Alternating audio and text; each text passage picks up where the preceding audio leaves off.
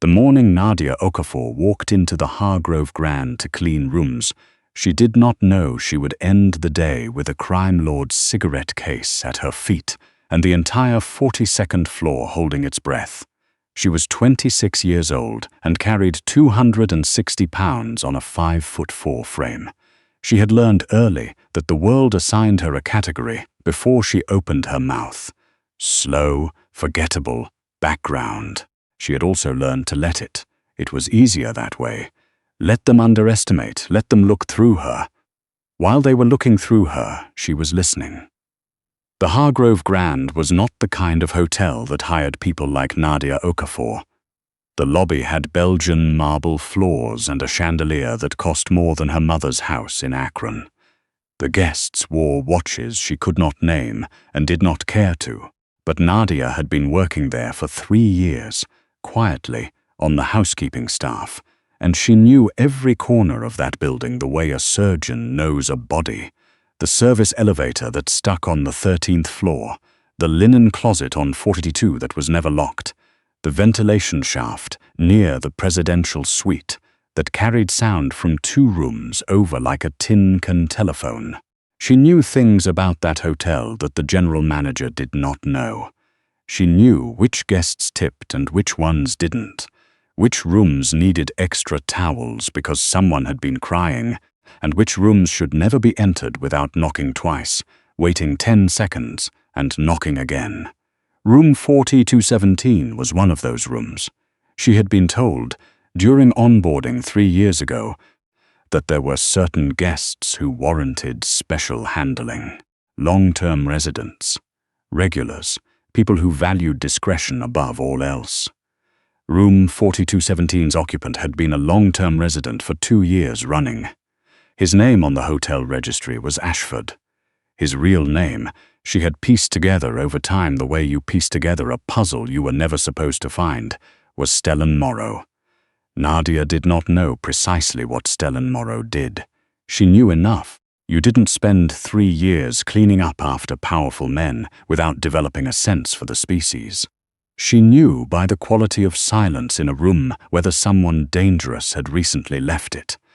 She knew the difference between the mess of a careless rich man and the controlled, deliberate disorder of someone who arranged their environment the way chess players arrange pieces.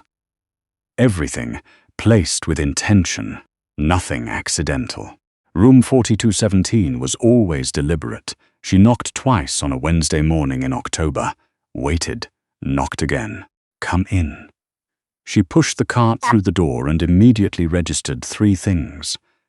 The blackout curtains drawn despite it being 11 in the morning, 4 men in dark clothing seated around the dining table with what appeared to be architectural drawings spread across it, and Stellan Morrow standing at the window with his back to her, one hand in his trouser pocket, the other holding a glass of water. He was 41 years old. She knew this the same way she knew most things about him. Not because anyone told her, but because she paid attention. He was tall, lean in the way that comes from discipline rather than genetics, and he had the kind of stillness that made rooms feel smaller. His hair was dark and cut close on the sides. He had a scar along his left jaw that she had never been close enough to examine properly but had catalogued from a distance. 5 minutes, she said from the doorway. I can come back. None of the 4 men looked up. Morrow turned from the window. He looked at her the way people like him looked at people like her, a single sweep, top to bottom, filing her under not relevant. It was a look she was very familiar with.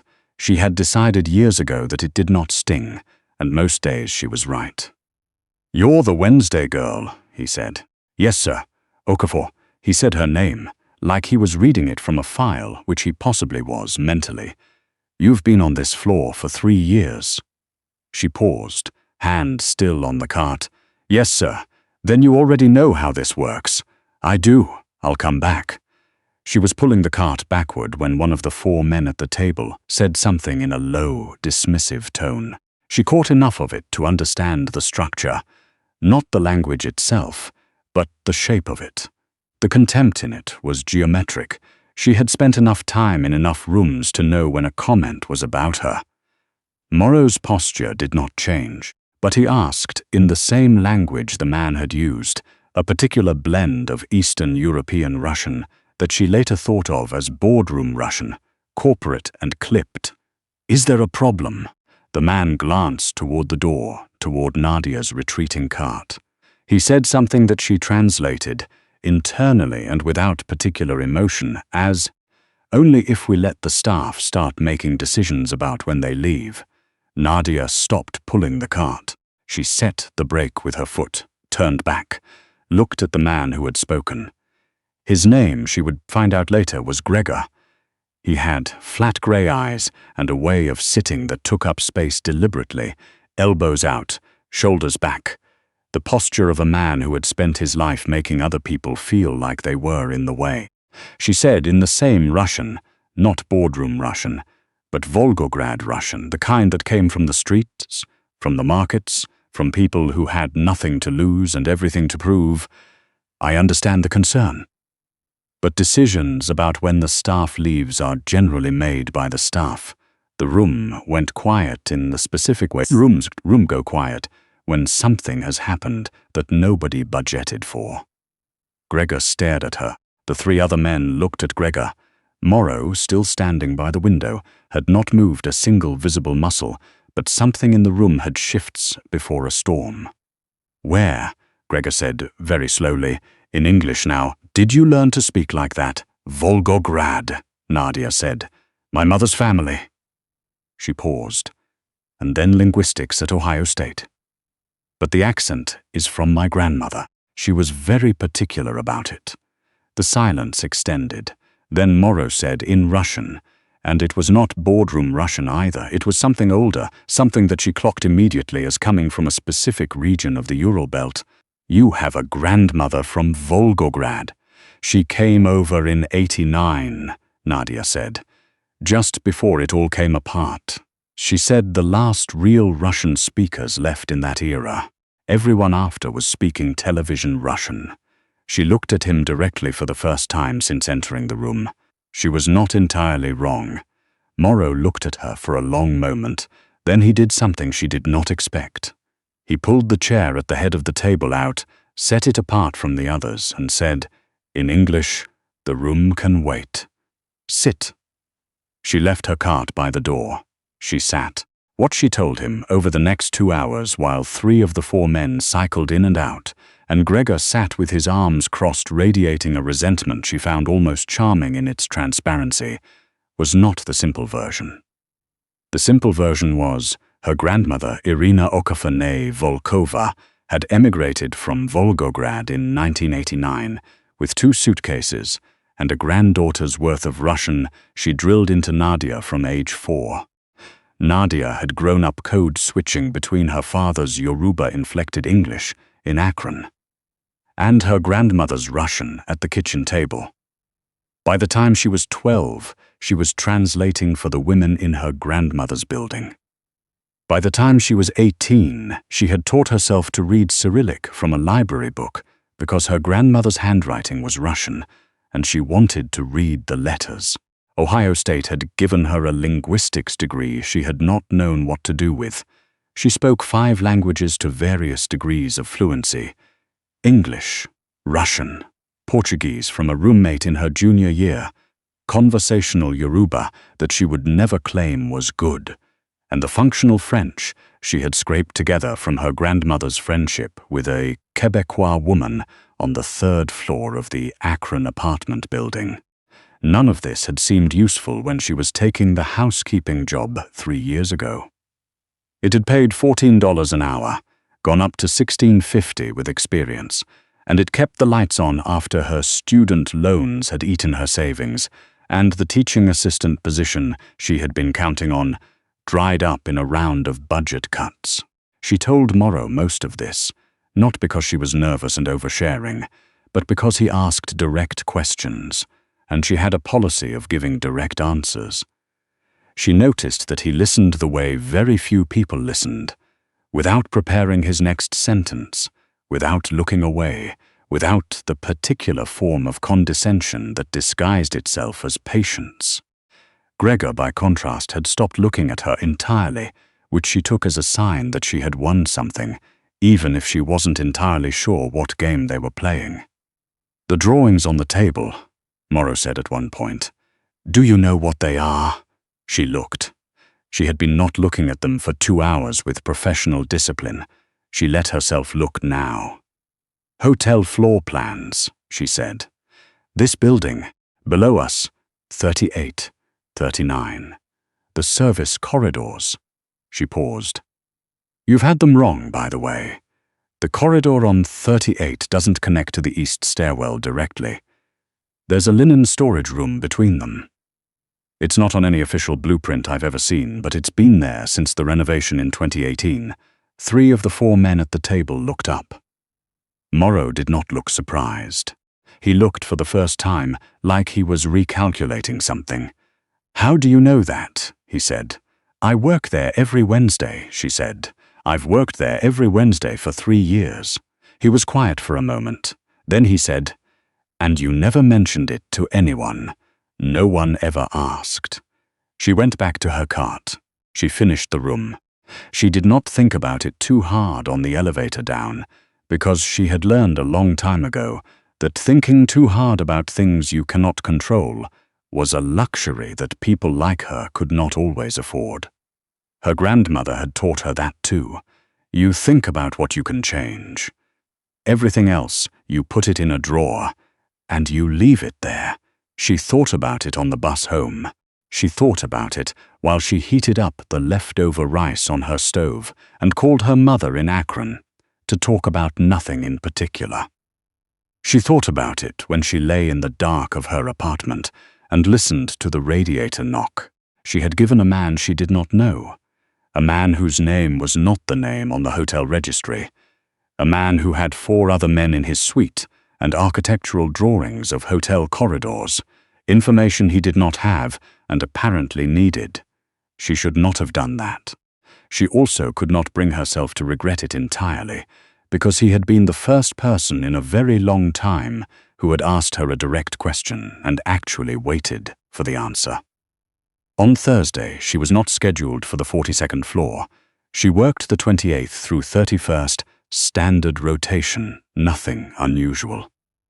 On Friday, she found an envelope on the housekeeping cart, with her name on it, her full name, Nadia Okafor, which almost no one at the hotel knew and which she had not told Morrow. Inside the envelope was a card, black heavy stock, embossed, on it in clean typeface, a phone number and 2 words, "if interested." She stood in the corridor of the 29th floor for a long time. A guest walked past her with a rolling suitcase and glanced at her, and she realized she was standing completely still in the middle of the hallway holding a black card. She put it in her pocket. She did not call that day. She did not call on Saturday. On Sunday, she was cleaning her bathroom when she thought about Gregor's face, the grey flatness of his eyes, the deliberate contempt of that comment he had thought she wouldn't understand. And then she thought about the look on his face when she had answered him in Volgograd Russian, and she picked up her phone and dialed. It rang twice. "Morrow's, yes," she said. A pause. "Can you be at the Hargrove at 8 tomorrow morning?" Not as housekeeping staff. She thought about her Tuesday shift. She thought about her supervisor, who was not going to like this. She thought about her grandmother saying put it in a drawer, and then she thought about the fact that her grandmother had also said once, a long time ago, in Russian that tasted of black bread and August heat, "When a door opens that you did not knock on, you look through it first before you decide." "Yes," she said. She found out what Stellan Morrow did over the following 3 weeks, not because he told her, but because she was someone who had spent her entire life gathering information from the periphery of things. He ran what would most accurately be described as a private intelligence and logistics operation with a client list that overlapped significantly, with the kind of people whose names appeared in financial news and whose real activities did not. He was not, technically, a crime lord in the way that movies portrayed crime lords. He was more precise than that. He controlled the movement of information and, in certain cases, the movement of people and money in a way that several governments on 2 continents had found useful, and several others had found deeply inconvenient. He had been using the Hargrove Grand as an operations base for 2 years because it was a location nobody looked at twice. Luxury hotels full of rotating guests were one of the best places in the world to be invisible if you already looked like you belonged there. He had a team of 11 people. After 3 weeks, she was 12. Her job, initially, was translation and document analysis. There were documents in Russian, in Portuguese, in French, in a Yoruba dialect that she could only partially parse but enough to identify the key terms. Nobody on his team spoke more than 2 languages. Morrow himself spoke 4, but one of them was Ukrainian, not Russian, and the distinction mattered in ways that kept coming up. Gregor, she gathered, did not like her presence. This expressed itself in a form of aggressive silence that she found mildly tedious. She had dealt with forms of this her entire life and had developed a very particular technique for it, which was to be exceptionally good at the thing the person did not want her doing without any visible effort, and let the quality of the work speak in a register that contempt could not reach. By the end of the first week, Gregor was bringing his documents to her desk before anyone asked him to. She did not comment on this. She translated them and handed them back. 3 weeks in, on a Tuesday that felt like it was going to be an unremarkable Tuesday, it stopped being unremarkable. She was in the operations room on 42. They had taken 2 suites and connected them, a thing the hotel apparently allowed for a rate she did not want to calculate. When the call came in, she knew it was serious because Morrow, who was not a pacer, started moving. She knew it was very serious because the other 10 people in the room went completely still, in the specific way that people went still when they were waiting for instructions from the one person whose instructions governed everything. The call was in Russian. She caught enough of it to know a name she did not recognize, a location in the financial district, and the word exposed, used 3 times. Morrow ended the call. He looked across the room. His eyes found her without apparent searching. She had noticed he did this, located her in a room the way you locate a fixed point you've calibrated to. "The contact in the financial district," he said. "Do you know the Meridian building? On 53rd, she said. "Yes. There's a reception tonight. Black tie. The contact will be there, and so will the person who burned him. I need someone in that room who speaks Russian, speaks Portuguese, and does not look like any of the 11 people who currently work for me." She looked at him. "I don't own a black tie dress," she said. "That's being handled. I've never done field work." "You've spent 3 years gathering intelligence on 42 floors of a building full of powerful people," he said. "That's field work. You just weren't getting paid for it."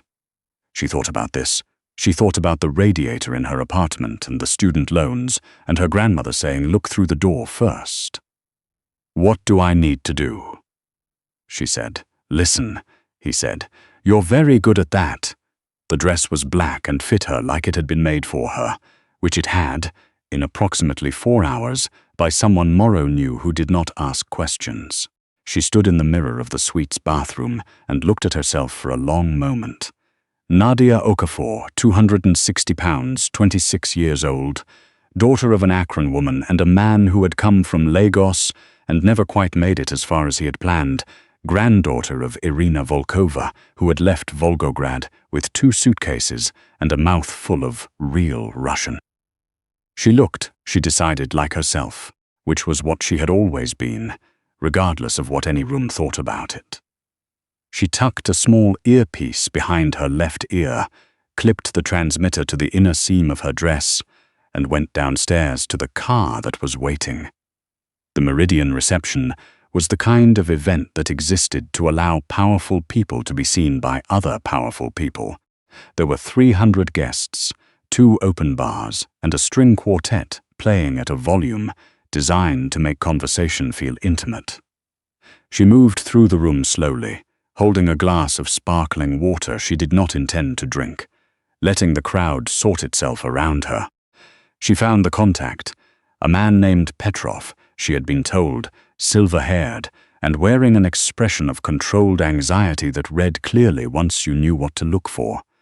Within 11 minutes, he was at the east end of the room near a column, talking to nobody, watching everyone. She also found, within 14 minutes, the person who had burned him. She knew because of the way Petrov's eyes moved when a specific man crossed the room. Not fear, exactly, but the particular recalibration of someone who has spotted a threat and is now deciding whether to run or stay very, very still. The man was in his 50s, heavyset, with a Russian accent that he was not bothering to disguise. He was speaking Portuguese to the woman on his arm, and Russian to the man at his left, and English to the waiter who brought him another drink, and he was doing all 3 in the same breath, the way truly multilingual people did when they were comfortable and not paying attention. She drifted closer. What she heard, over the next 40 minutes, in the gaps between the string quartet and the sound of crystal and well-polished shoes on marble, was enough. She transmitted it in real time to the earpiece on the other end, pausing at intervals to appear to be checking her phone, her translation smooth and quiet and continuous. When the man's conversation shifted to Portuguese, and then to what she identified as a specific São Paulo business dialect, she shifted with it without missing a beat. Morrow's voice came through the earpiece, low and even. "Can you get closer to the second man on his left?" She moved. She picked up a canapé from a passing tray to give herself a destination. She positioned herself near the second man. The second man was Gregor. She stopped. She kept her face arranged into the particular neutral expression she had perfected over years of moving through rooms where she was expected to be invisible. Gregor had not seen her, or if he had filed her under not relevant the same way Morrow had done on that Wednesday morning in October. She listened to what Gregor said to the man who had burned Petrov. She translated it. In the earpiece there was a silence that lasted 4 seconds. She counted. Then Morrow said very quietly, "Walk to the north exit, now." She put the canapé down on a passing tray with the same unhurried movement she used to change out soap dispensers on the 28th floor, picked up her clutch from the table where she had set it, and walked to the north exit without hurrying and without looking back. The car was there. She got in. Morrow was in the back seat. He did not ask her if she was sure about what she had heard. He did not ask her if she might have misunderstood. He was the kind of man who did not ask questions that implied doubt about an answer he had already decided to trust. She registered this and put it in a drawer she did not have a name for yet. "Gregor," she said. "Yes, how long?" "Unknown." He looked at her directly. "But we wouldn't know at all if you hadn't been in that room." She looked out the window at the city moving past. "What happens now? That depends on several things." He paused. "None of which are your problem tonight." She turned to look at him. "I'm sitting in your car. My earpiece is still in." I translated what Gregor said to the man who burned your contact. "I think it is at least a little my problem." He held her gaze for a moment. Then something in his expression shifted, not softened exactly, but recalibrated, the way it had done on that Wednesday in October when she had told him about the linen storage room on 38. "Gregor will be handled," he said. "Petrov has been warned. The operation continues." He paused again. "And your position, if you want to keep it, is no longer translation work." She waited. "You read rooms," he said. "Better than anyone on my team. Better than most people I've worked with. You've been doing it your whole life. You just didn't have a context for it that paid you what it was worth." He paused. "I'd like to correct that." She thought about her grandmother's apartment in Akron, the Volgograd Russian at the kitchen table, the library book she had used to teach herself Cyrillic. She thought about the linguistics degree that had not led anywhere she had expected it to lead, and had apparently, quietly, been leading here all along. She thought about the man in room 4217, and the way he had pulled out a chair and said, "Sit," and the way she had sat, not because he had power over her, but because for the first time in a long time, someone was treating the contents of her mind as something worth making room for. "I'll need a different arrangement than a card with 2 words on it," she said. "Name what you need in writing." A pause, then, "Reasonable." She looked back out the window. The city was very bright and very indifferent, the way cities were, and she felt in the particular private quiet of that car something she did not say out loud because she did not have words for it. Yet, only the sense of a door she had looked through, and was now carefully walking through into a room seen in the full dimensions of yet, but was not afraid to enter. "Volgograd Russian," Morrow said after a moment. She looked at him. "My grandmother was from the Ural belt," he said. "She said the same thing as yours, that the real speakers left in 89. A pause. She was right. Nadia Okafor, who had spent 26 years being the person nobody looked at twice, said nothing. She looked at Stellan Morrow in the back of a car and moving through the lit-up dark of a city that did not know her name. And she thought that her grandmother, who had packed 2 suitcases in Volgograd and crossed an ocean on the strength of a conviction that what she carried inside her was worth carrying, would have found this very ordinary and also this exactly right. She took the earpiece out and set it on the seat between them. "Write it up by tomorrow," she said. "I'll review it before I sign."